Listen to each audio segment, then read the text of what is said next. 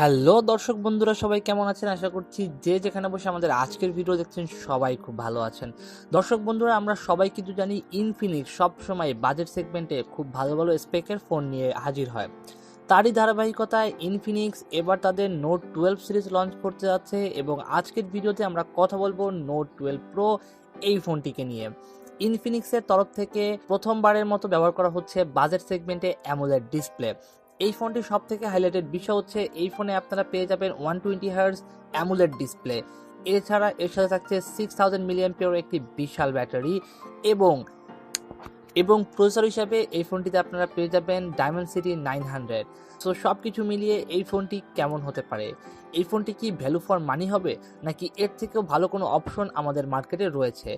এই সকল খুঁটিনাটি বিষয় নিয়ে কথা বলবে আজকের ভিডিওতে।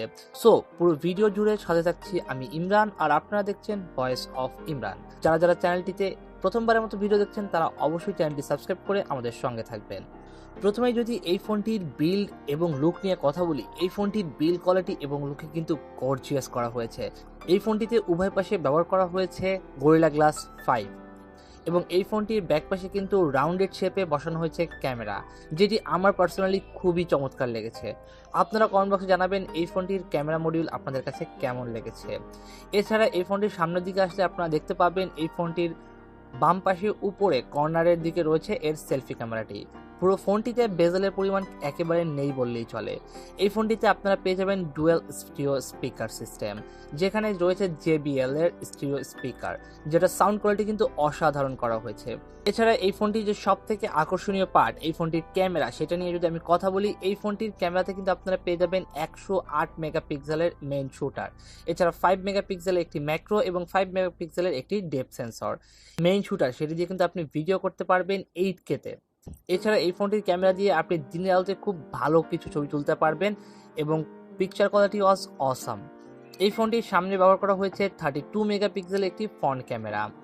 এই ফোনটিতে প্রসেসর হিসাবে ইউজ করা হয়েছে ডায়মেনসিটি 900 SoC, যেটি কিন্তু খুবই পাওয়ার এফিশিয়েন্ট একটি চিপসেট। এখানে ব্যবহার করা হয়েছে 6000 মিলিঅ্যাম্পিয়ার একটি বিশাল ব্যাটারি। সব কিছু মিলিয়ে এই ফোনটির চার্জ ব্যাকআপ কিন্তু অসাধারণ পাবেন। আরামসেই 2 থেকে 3 দিন এই ফোনটি আপনি চালাতে পারবেন। এবার যদি এই ফোনটির গেমিং পারফরমেন্স নিয়ে আমি কথা বলি, এই ফোনটিতে কিন্তু সব ধরনের গেম হাই টু মিডিয়াম সেটিংসে খেলতে পারবেন।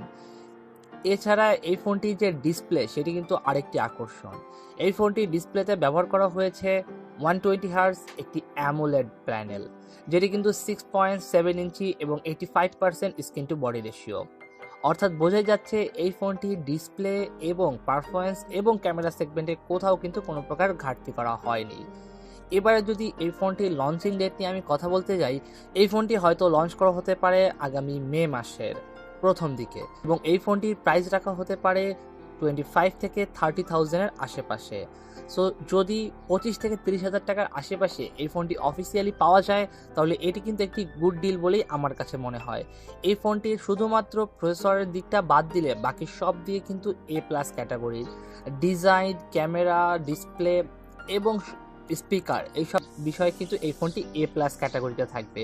অর্থাৎ পরিশেষে এটাই বলা যায়, এই ফোনটি যারা ইউজ করবেন, যারা মডারেট ইউজার, খুব বেশি গেম খেলেন না এবং ফোনকে খুব বেশি প্রেশারাইজ করেন না, শুধুমাত্র ছবি তোলা এবং সাধারণ কাজে ব্যবহার করে থাকেন, তারা কিন্তু এই ফোনটি চোখ বন্ধ করেই নিতে পারবেন। সো যারা ফোন কিনবেন চিন্তা ভাবনা করছেন, তারা অবশ্যই একটু ওয়েট করেন ইনফিনিক্স নোট 12 প্রো এই ফোনটির জন্য। সো বন্ধুরা, আজকে এই পর্যন্তই কথাবার্তা ইনফিনিক্স নোট 12 প্রো এই ফোনটিকে নিয়ে। সামনে পরবর্তীতে ইনফিনিক্স এবং অন্যান্য আরও ফোন নিয়ে অনেক কথাবার্তা হবে। সেই কথাবার্তাগুলো শোনার জন্য এবং আপনাদের মতামত জানানোর জন্য অবশ্যই আমাদের চ্যানেলের সঙ্গে থাকবেন। ধন্যবাদ।